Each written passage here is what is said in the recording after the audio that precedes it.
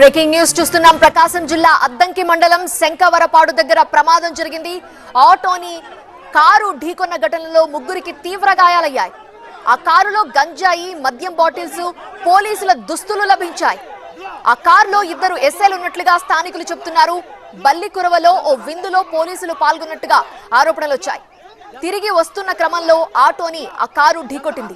కారులో గంజాయిపై దర్యాప్తు చేయాలని వైసీపీ నేతలు డిమాండ్ చేస్తున్నారు. గంజాయి అరికట్టడంలో ప్రభుత్వం సాధించిన విజయం ఇదేనా అంటూ అద్దంకి వైసీపీ ఇన్ఛార్జ్ డాక్టర్ చింతలపూడి అశోక్ కుమార్ ప్రశ్నించారు. యాక్సిడెంట్ ఘటన మొత్తం వివాదంపై దర్యాప్తు చేస్తున్నామని మరోవైపు ఉన్నతాధికారులు చెబుతున్నారు. యాక్సిడెంట్ తర్వాత ఆ వాహనం దగ్గరికి ఎందుకు రానివ్వటం లేదని గ్రామస్తులు నిలదీస్తున్నారు.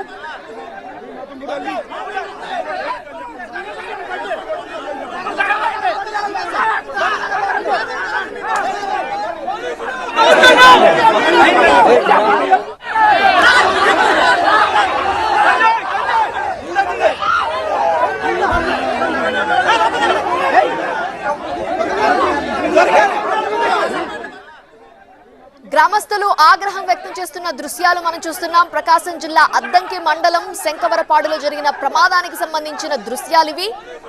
ఆటోని కారు ఢీకొట్టింది. ఘటనలో ముగ్గురికి తీవ్ర గాయాలయ్యాయి. ఒక్కసారిగా స్థానికుల్లో ఆగ్రహం పెల్లుబికిన దృశ్యాలు చూస్తున్నాం. కారు డిక్కీ ఓపెన్ చేసి చూస్తున్నారు. ఆ కారులో గంజాయి, మద్యం బాటిల్స్, అలానే పోలీసుల దుస్తులు ఉన్నాయి. కారులో ఇద్దరు ఎస్ఐలు ఉన్నట్టుగా స్థానికులు చెప్తున్నారు.